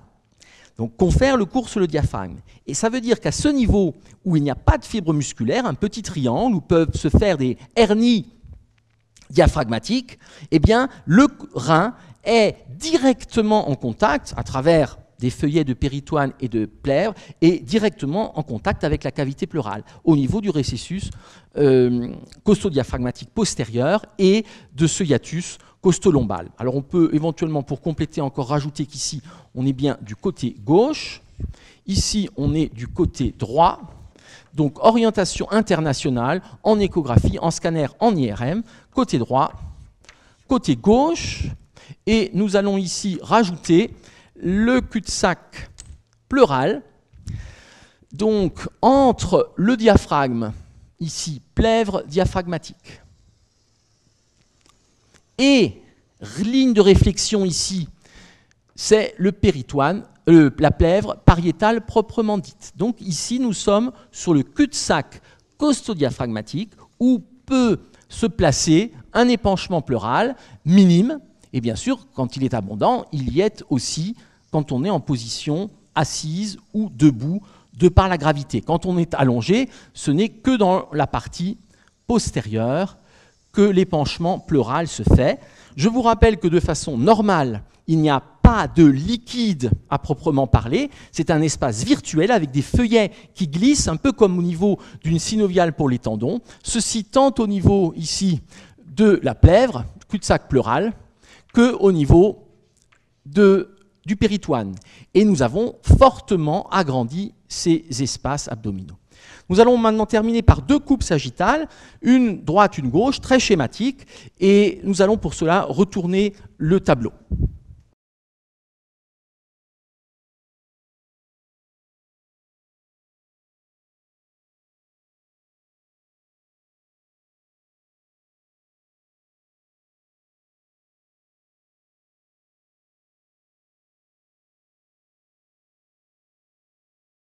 Nous allons commencer, donc très schématiquement, sans rentrer dans tous les détails, par une coupe sagittale droite. Sur cette coupe sagittale droite, nous allons trouver en arrière des sections costales. Sections costales depuis la 12e, 11e, 10e, 9e, en arrière, et en avant également des sections costales ou de cartilage costaux. Entre les côtes, nous trouvons les espaces intercostaux que je schématise ici, 3 couches musculaires, intercostales interne, externe, moyen, et nous allons trouver le fascia endothoracique, qui tapisse donc le thorax vers l'intérieur, le fascia exothoracique. De même, en avant, fascia exothoracique, fascia endothoracique, ça pourrait être en avant des cartilages costaux, d'ailleurs, ça dépend du niveau. Plus vers le bas, nous tomberons ici sur la région de la crête iliaque, et c'est l'aile iliaque, parce que c'est une vue très latérale. Donc ici, c'est une coupe qu'on appelle coupe sagittale, paramédiane, droite. Coupe sagittale, paramédiane, droite, qui passe à peu près au milieu de la coupole diaphragmatique droite. Nous allons voir le diaphragme qui vient s'insérer donc sur le rebord costal et qui vient faire une saillie convexe vers le haut au niveau du thorax. Voici ici la section, très schématiquement également, de ce diaphragme confère ce cours spécifique. C'est ici une coupe parasagittale, ce qui fait que nous avons l'avant qui est ici à droite et le haut qui est vers le haut. En orientation internationale, on aurait tendance à le présenter inversé, c'est-à-dire une série de coupes qui commence à gauche et qui se termine à droite. Là, on l'a retourné. Donc, vers l'avant, nous allons tomber sur la paroi abdominale. Comme nous sommes latérales, c'est en dehors des muscles droits. Nous allons trouver ici la couche, très schématiquement aussi, superficielle du muscle oblique externe. Puis, ce sera la couche du muscle oblique interne qui est de même niveau ici que les côtes et qui est le muscle le plus épais. On voit, ce sont des traits vraiment schématiques. Et nous trouvons ici le plus profond, le muscle transverse de l'abdomen, dont les insertions viennent s'intriquer avec celles du diaphragme, comme nous l'avions vu. Comme nous verrons pour ceux qui n'ont pas encore vu ce cours. Voici cette cavité abdominale. Vers le bas, ce serait ici le muscle iliaque qui tapisse la région de l'aile iliaque. Et puis, nous sommes là maintenant sur la paroi abdominale postérieure, où nous allons trouver l'obliquité très schématique du muscle ici psoas, donc, dont je représente une petite portion très symboliquement. Puis en arrière, nous allons trouver le muscle transverse de l'abdomen, pardon, le muscle carré des lombes, qui est tendu entre la 12e côte et la crête iliaque, puis ce sera l'origine du transverse de l'abdomen. Et puis les autres couches postérieures de la région lombale. Nous pouvons maintenant placer le rein qui nous occupe, qui est donc le rein droit, et ce rein droit va être oblique vers le bas et l'avant, comme le muscle psoas.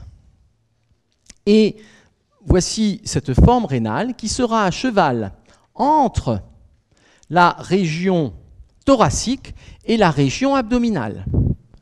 Voici ici donc le rein droit. Nous sommes latéralement par rapport au île, qui est proche de la colonne. Et voici donc le cortex et la médulla, c'est-à-dire le parenchyme rénal. Et au centre, nous avons le sinus rénal.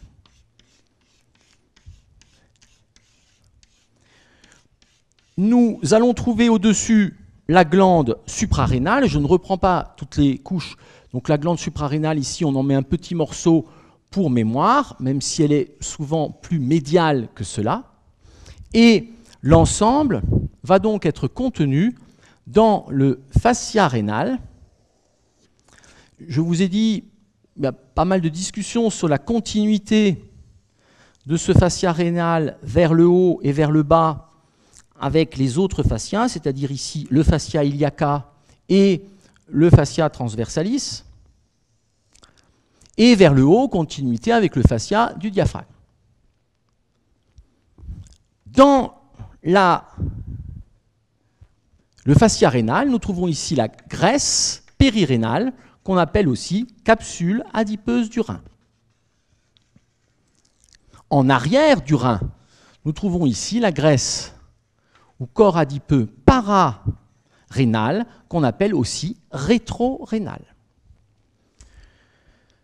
Comme organe, du côté droit, la cavité abdominale est presque entièrement comblée par le foie, que je représente ici toujours volontairement plus petit et écarté des parois pour que l'on puisse placer le péritoine. En pratique, c'est en contact. Voici ici ce foie avec la gouttière, le sillon de la vésicule biliaire. Nous trouvons ici les sections des vaisseaux hépatiques, très nombreux, c'est-à-dire l'arborescence des branches de la veine porte, puis la naissance des branches qui vont constituer les 3 veines sus-hépatiques. Et voici ce parenchyme hépatique. Il y aurait une capsule, mais ceci nous l'étudierons avec le foie. C'est simplement ici une mise en place topographique, je vous rappelle, des rapports du rein. Mais tout se tient. C'est-à-dire que quand on étudie un organe, les rapports se font avec le reste de l'abdomen. Nous voici donc ici sur le foie. Rein droit, glande suprarénale droite, la capsule adipeuse du rein, le foie, et à la face inférieure du foie, suivant le niveau, nous trouvons la vésicule biliaire, que nous allons mettre ici en violet. Vésicule biliaire, donc voie biliaire accessoire, qui est accolée ici au niveau du rein et que l'on peut décoller lors d'une cholécystectomie. Comme autre organe, nous allons pouvoir placer sous le foie l'extrémité droite du côlon transverse, proche de l'angle colique droit, et voici ici ce côlon transverse avec une lumière, bien entendu, c'est du tube digestif, et on représente ici schématiquement les ostrations caractéristiques du côlon. Donc ici, on est sur du côlon transverse, mais à l'extrémité droite, proche de l'angle colique droit. Et puis, en dessous, nous trouverons des anses intestinales grêles, jéjunum ou iléon. Donc ceci, c'est toujours facile. Ce sont les organes. Et à présent, le péritoine. Nous allons trouver un feuillet à la face antérieure du foie, mais vers le haut, nous l'avons vu ou nous le redirons par ailleurs, il y a un accolement, c'est ce qu'on appelle le ligament triangulaire du foie ou ligament suspenseur du foie. Et donc, ce ligament est constitué de 2 feuillets, et voici la réflexion entre le feuillet du péritoine pariétal, qui est accolé à la paroi et au fascia transversalis, que je n'ai pas remis ici parce que c'est vraiment du programme de la paroi. Voici ici ce ligament triangulaire, ligament coronaire, ligament suspenseur du foie, qui suspend le foie au diaphragme, et la ligne de réflexion vers le péritoine, qui tapisse la face antérieure du foie, puis vient se réfléchir sur le bord inférieur, tapisse la vésicule biliaire qui est donc sous le péritoine du foie, et ici, le péritoine tapisse la face inférieure du foie, venant se réfléchir au niveau de la région d'accolement, ligament suspenseur, se réfléchir par le péritoine pariétal postérieur qui tapisse la face antérieure du fascia rénal, rein, qui est donc bien rétro-péritonéal. Vers le bas, alors ça dépend un petit peu du niveau, mais ici on triche un peu, on fait une coupe moyenne. Nous avons le départ du mésocôlon transverse qui vient ici rattacher le côlon transverse à la paroi postérieure, ici mésocôlon transverse qui est très court, et puis nous arrivons au péritoine pariétal postérieur. Les anses grêles ici sont entourées par du mésentère, et ce sont ici des sections, nous ne pouvons pas voir le mésentère dans son entier, et le reste c'est de la cavité péritonéale. C'est très agrandi, il y a beaucoup plus de vide qu'en réalité, je vous l'ai dit. Il y a à la face postéro-supérieure du foie donc un accolement et du tissu fibreux ici. C'est on appelle l'aire nue du foie, area nuda, et qui est donc placé entre ces éléments de réflexion péritonéaux. Ça veut dire que quand on ouvre la paroi ici dans une laparotomie ou en scolioscopie, on passe ici, on traverse, on ouvre obligatoirement le péritoine pariétal qui est accolé et on tombe dans la cavité péritonéale. Je peux passer la main entre le foie et le diaphragme et les côtes vers le haut, mais je bute en haut contre le ligament triangulaire du foie. Je peux passer la main sous le foie, sous son bord antéro-inférieur, et je peux donc soulever le foie puisqu'il est mobile par le péritoine. Et là, je verrai la vésicule, cholécystectomie possible. Et on peut passer la main ici entre le foie et le rein droit. C'est l'espace inter-hépatorénal de Morrison. Et cet espace est important puisque c'est là où des petits épanchements péritonéaux vont se placer. En effet, quand on est allongé, c'est une des régions les plus déclives, les plus basses de la cavité péritonéale, avec le cul-de-sac pelvien qu'on appelle le cul-de-sac de Douglas classiquement. Ce qui fait que quand on a un épanchement péritonéal minime, on peut avoir 3 litres ou 10 litres, et dans ce cas-là, on a un ventre dilaté. Mais quand il est minime, on va avoir une fine lame de liquide interhépatorénal qui se verra extrêmement bien en échographie. Quand on fait une échographie normale, on a l'impression que le foie touche le rein, car on ne voit pas cet espace de cavité péritonéale qui est virtuel. En revanche, dès qu'il y a un épanchement, eh bien, nous voyons apparaître cet espace très nettement et permettant de démontrer que le rein est rétropéritonéal et le foie intrapéritonéal. En effet, en échographie, le parenchyme va avoir un aspect gris, on dit isoéchogène, alors que le liquide sera hypoéchogène et apparaîtra en noir. Donc c'est quelque chose d'extrêmement facile et on verra bien sûr, quand elle est remplie, la vésicule biliaire aussi. Nous allons maintenant faire la dernière coupe qui vient compléter ces éléments de rapport du rein. Et bien entendu, c'est quelque chose que l'on reverra avec l'ensemble de l'étude des viscères péritonéaux, c'est-à-dire de la cavité péritonéale proprement dite. Et nous allons maintenant faire la coupe parasagittale médiane gauche, donc qui va passer à peu près par le milieu de la coupole diaphragmatique gauche. C'est encore une fois très schématique. Nous aurons donc des coupes, des sections de différentes côtes ici. Donc suivant le niveau et l'ubiquité, elles seront en nombre variable et à un niveau variable, jusqu'à la 12e côte, qui est la partie la plus déclive de la région thoracique. Puis en avant, nous allons trouver des sections costales, des arcs costaux, et ça pourrait être, suivant le niveau, des cartilages costaux, plus on est près de la ligne médiane. Nous pouvons placer les muscles intercostaux, ici, qui remplissent les espaces intercostaux, les 3 couches de muscles intercostaux, le pédicule intercostal, artère, veine et nerf intercostal. Puis, c'est ici le fascia endothoracique, le fascia exothoracique, fibreux, donc qui sont bien sûr des zones de résistance, notamment quand on fait des ponctions, il faut traverser le fascia, c'est très dur par rapport à du muscle ou à du tissu adipeux.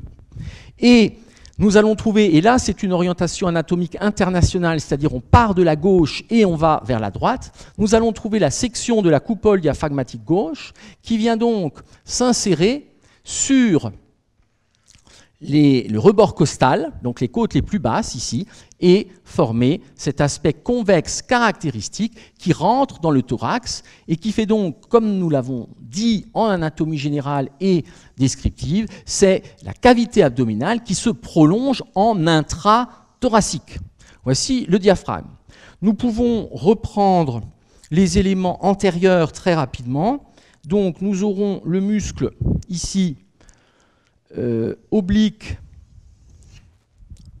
externe, le muscle transverse intermédiaire et de niveau costal, donc 3 couches de muscles larges abdominaux qui correspondent aux 3 couches de muscles intercostaux, et ici le muscle transverse dont les insertions s'intriquent avec celles du diaphragme. Vers l'arrière, nous replacerons également de façon très schématique, bien sûr ça dépend énormément du niveau. Nous pouvons placer ici la région de l'aile iliaque, et puis nous aurions en arrière, ici nous pouvons placer l'ombre, en tout cas le passage qui sera plus ou moins développé suivant qu'on est en dedans ou en dehors du muscle psoas, ici psoas. Puis en arrière du psoas, nous aurons le muscle carré des lombes. Puis ensuite, ce sera l'origine du transverse et puis les autres couches des muscles de l'abdomen. L'ensemble est recouvert ici par le fascia iliaca. Tous les muscles sont bien sûr recouverts de fascia. Ici, le fascia transversalis, par exemple. Fascia transversalis qui serait sous le péritoine. Donc, nous sommes maintenant du côté gauche et l'orientation est inversée, c'est-à-dire qu'ici, l'avant est à gauche du tableau et le haut vers le haut. Nous pouvons ici remettre le rein gauche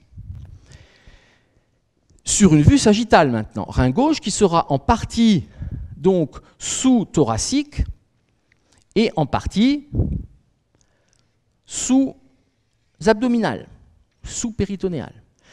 Donc voici cet axe du rein. Bien entendu, quand on voit l'ensemble de ces coupes, et c'est toute la difficulté de l'anatomie, c'est quelque chose de tridimensionnel, c'est en continuité. On ne comprend bien que quand on a passé la main dedans, que quand on a été au bloc chirurgical, que quand on a disséqué. Sinon, c'est effectivement assez difficile. Et surtout, il faut arriver à faire la jonction entre ce que l'on voit ici sur des coupes axiales et la jonction sur des coupes sagittales, puisque c'est la même réalité tridimensionnelle. Donc voici ici le rein gauche. Pareil, nous sommes en situation para-hilaire, donc nous ne voyons pas l'artère rénale ou les veines rénales, nous sommes directement dans le parenchyme rénal, cortex et médula, que nous ne différencions pas ici. Nous les avons vus en description dans le premier cours sur le rein. Bien entendu, dans la région ici du sinus rénal, nous aurions des branches des veines rénales, branches des artères rénales que nous pouvons remettre ici, veine rénale, artère rénale, et ce serait aussi la coupe du pelvis rénal ou de cavité piélo-calicielle, cavité urinaire excrétrice. Nous plaçons au-dessus, symboliquement, plus on est latéral, moins on la voit, mais la glande suprarénale gauche, ici, avec le cortex suprarénal et la médullo-surrénale. Nous pouvons placer, je ne replace pas la capsule fibreuse, nous pouvons placer ici le fascia rénal qui vient entourer ici l'ensemble rein suprarénal. Dans ce fascia rénal, nous trouvons la graisse périrénale, appelée aussi capsule adipeuse du rein. Et en arrière du rein, nous avons la graisse pararénale, qui est donc rétropéritonéale, mais qui offre un espace de décollement chirurgical de l'ensemble de ce bloc du fascia rénal avec la graisse périrénale, le rein et la suprarénale pour faire par exemple une exérèse, une néphrectomie, enlever le rein. Alors, au point de vue rapport, nous allons trouver à la face antérieure ici du rein, nous allons trouver le pancréas. Pancréas qui est à peu près à hauteur ici du île. Voici ce pancréas qui est à l'origine, on l'a dit, intrapéritonéal, c'est-à-dire dans le mésogastre postérieur, mais qui se trouve secondairement rétropéritonisé, avec ici le fascia de Treitz, confère le cours d'anatomie générale et d'embryologie des viscères de l'abdomen et du tube digestif. Le pancréas est accompagné par une grosse artère qui est à sa partie, longe son bord supérieur, qui est l'artère splénique. Et en dessous, nous avons la veine splénique. Ce sont des éléments vasculaires qui ont un haut débit et qui viennent se diriger vers la rate. Rate qui serait ici un petit peu plus latérale. Nous allons trouver comme autre organe, et à nouveau je simplifie, nous allons trouver ici l'estomac qui va aller depuis la partie supérieure de la région jusqu'à L2. C'est toute la région sous-diaphragmatique gauche. Voici l'estomac qu'on représente aplati, avec toujours, je vous l'ai dit, des espaces beaucoup plus importants, pas infiniment plus importants qu'en réalité, tout se touche. Et puis, nous allons trouver ici, en dessous de l'estomac, nous allons trouver l'extrémité gauche du côlon transverse, qui va être déjà légèrement rétrogastrique, et donc que nous voyons ici. Voilà le côlon transverse que nous pouvons placer ici. Côlon transverse. Donc, voici pour ces éléments. On va encore placer quelques anses grêles ici, jéjunum, iléon, avec une muqueuse différente qu'au niveau du côlon et un calibre plus réduit. Voici les organes, c'est facile. Et à présent, le péritoine. Eh bien, nous allons trouver une forme de ligament suspenseur de l'estomac qui vient suspendre la tubérosité gastrique au diaphragme. Et ici, ce sera le feuillet antérieur de l'estomac. il y a plusieurs façons de représenter cela. Je représente ici la disposition adulte et celle que l'on voit lorsque l'on ouvre la cavité abdominale et non pas ce qui correspond à l'embryologie.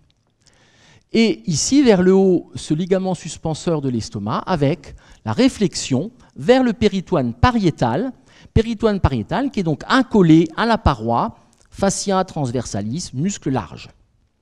Sous l'estomac, nous allons trouver le feuillet qui se poursuit vers le côlon, et c'est ce qu'on appelle le ligament gastrocolique. Il est plus ou moins long suivant le niveau. Puis, le péritoine va tapisser la partie antérieure du côlon transverse et se prolonger par un repli péritonéal qu'on appelle le grand omentum. Là aussi, c'est une représentation chez l'adulte. En embryologie, ce sont des feuillets accolés. Il y a 4 feuillets accolés, confèrent ce que nous avons vu. Puis, vers l'arrière, nous allons trouver ici le mésocolon transverse qui va aller jusqu'au niveau ici de la face antérieure du pancréas. Tout dépend un petit peu du niveau. Vers le haut, deuxième feuillet du ligament suspenseur qui vient maintenant tapisser la face postérieure de l'estomac. On est accolé à l'estomac et je vous rappelle la structure histologique, c'est la muqueuse, la musculeuse et la séreuse. La séreuse, c'est ici ce feuillet vert. Et ce qui est en rose, c'est la partie musculaire et la muqueuse en dedans. Puis vers le bas, le feuillet vient constituer le ligament gastrocolique avec 2 feuillets et vient se réfléchir à la face supérieure du côlon transverse. Vers le haut ici, nous reprenons le péritoine, qui est du péritoine diaphragmatique, donc pariétal, qui se poursuit ici avec le péritoine pariétal postérieur, puis à la face antérieure du pancréas, et arrivant donc ici à constituer à nouveau, et on l'a fortement agrandi, cette région qui est en arrière de l'estomac et qu'on appelle la bourse omentale, que nous reverrons bien sûr de multiples fois, bourse omentale.